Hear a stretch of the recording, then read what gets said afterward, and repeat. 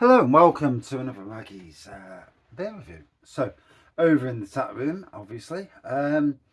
Today I'm having a beer that I only had on cask a few weeks ago over at the Bread and Bitter Castle Rock Brewery pub for my wife's birthday. So, that was the 13th of March.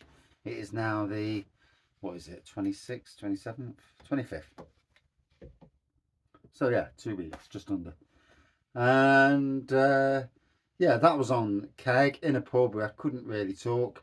This is in can in front of you. Got it from Low Cost Beer, aka Smiling Grape. It's doing the rounds in pubs at the moment, so it's a beer it's everywhere at the moment. And magazine cover is the beer. I actually thought it was on shelves now. Didn't see the magazine cover bit on the bottom and actually did the review. I did in the end. 4.2%, crisp yet soft hoppy session ale with Idaho 7, Simcoe Citra, and Mosaic hops. And there you go.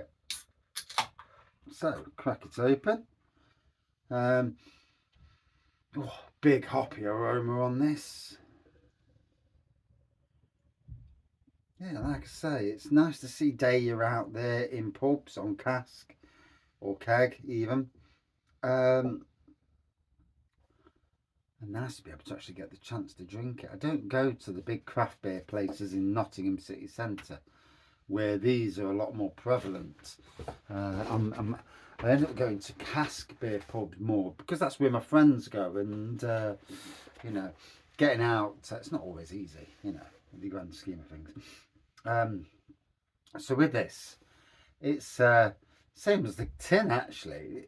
If you look at the tin, it's a yellowy looking tin, and the beer itself is a hazy yellowy with good carbonation, 2 centimetre of white head. Looks very similar to what it looked like in the pub, to be honest, that I remember at least. It's been a while. Don't remember every beer. Can't remember every beer. Bloody hell.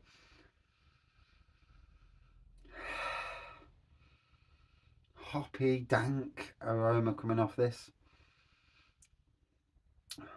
Tropical flavours bursting through. Right, cheers all. Hope you're all well.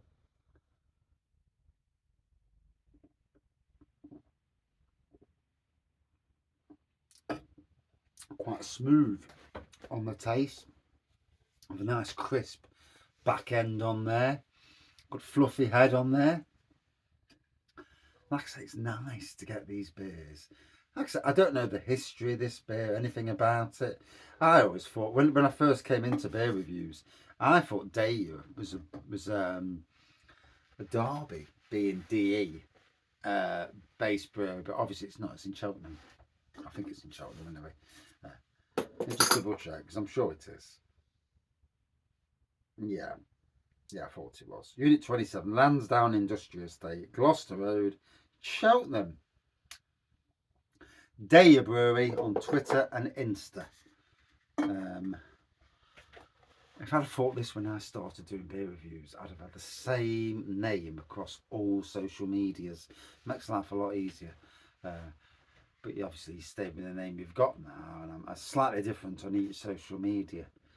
All that, just type in Raggy and beer, and you'll get there in the end.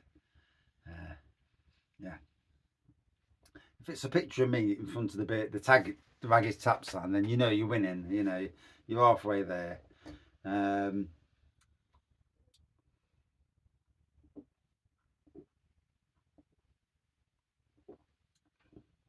Oh, I think on keg, slightly more intense on keg than it is in the can. But in any case, it's tasting nice. It's an easy drinking, sessionable beer, craft beer from a good brewery with a good name, in the craft beer scene, and they're still around, which is in this day and age is a good thing.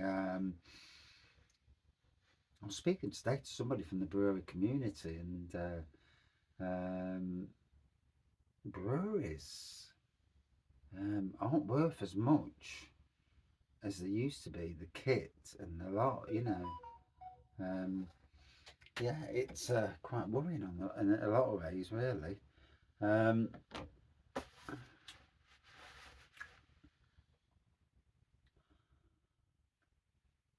and obviously, tough times. What with the price of everything, tough times for all of us. You know, there's no getting away with it. It is tough. Hell of a lot of businesses struggling. Uh, just about making ends meet. And the quicker the world changes, we get rid of stupid governments, especially the rich, the ultra rich. Really shouldn't be the ones in charge of a country. They may be more successful in business, but they tend to keep the money to themselves anyway. It's but we don't want any. We don't want a country where the floodgates are open. The floodgates are already open to the world, and you've got to be on. You've got to be realistic that this country can only support so many, um, especially those coming just for benefits, as tends to be the case. People are coming to work. That's a different thing altogether. But the ones that are coming here just because it's a benefit, capital of the world, well, it seems it for certain. Um,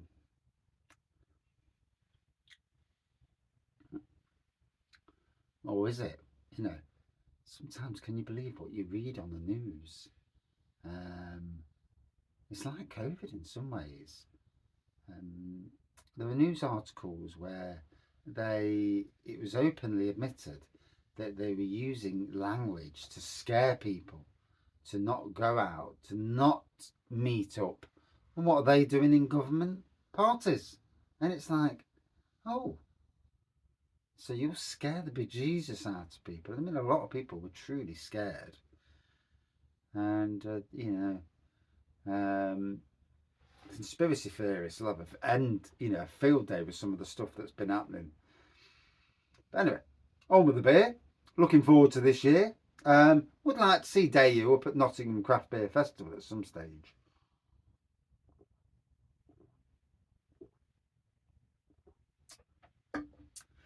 Gotta be honest, don't know where Cheltenham is compared to where Nottingham is. Did it say? No, it didn't.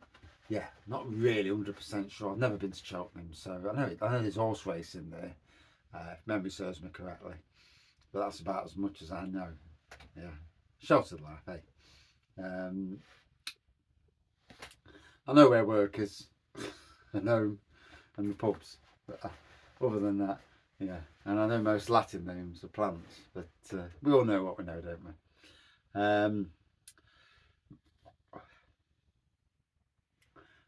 I haven't heard a massive amount from Deya recently, so whether that's just a Facebook thing or social media thing, I do find social media these days, they seem to.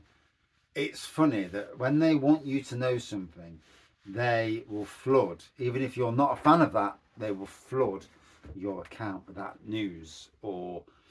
And you do wonder what the hell's going off behind the scenes. My YouTube account is flooded with things about tanks and what's happening in Russia and Ukraine, and I keep deleting. Not interested.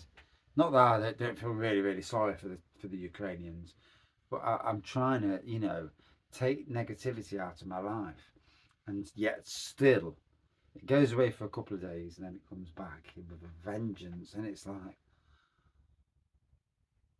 social media. So, and the same for businesses. When you think about it, that businesses like Deya, lots of breweries, it must be tough to keep yourselves in the news. I mean, I post a hell of a lot on social media. You may or may not have noticed if you follow social media.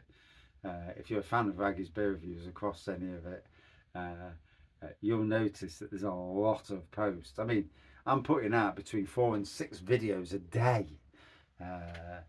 Do I do it for hits and views? No, not really. No, I just do it because it's a hobby and I'm supporting the beer community in my own little way. Little bits here and there, positivity over negativity, genuinely supporting the beer industry, not trying to make a name for myself, and going from there really. So, oh, but yeah, anyway, on with the beer.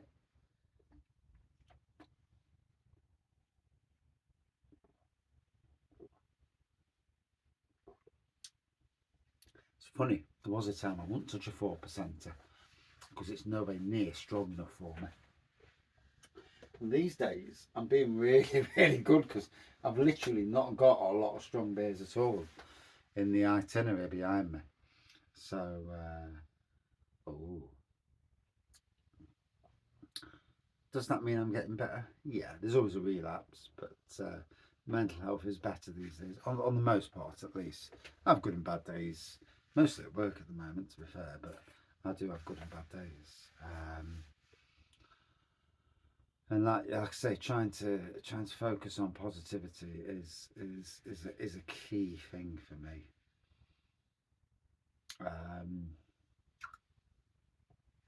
Trying to. So, enjoyed this. Like I said from the start, it's hoppy, it's dank, there's a tropical vibe to it. Smooth at the front, crisp at the back, and that says it all. It's a nice tasting beer, well worth a try. It's doing the rounds a lot of craft beer pubs at the moment on keg, I presume. Yeah, it's very enjoyable. A good 4.3 out of 5 for me. That's a good score for a sessionable beer. The second time I've had it, enjoyed it both times. A bit better talking in the shed than talking in a pub for obvious reasons. But yeah, wow, cracking. Cheers, Deya.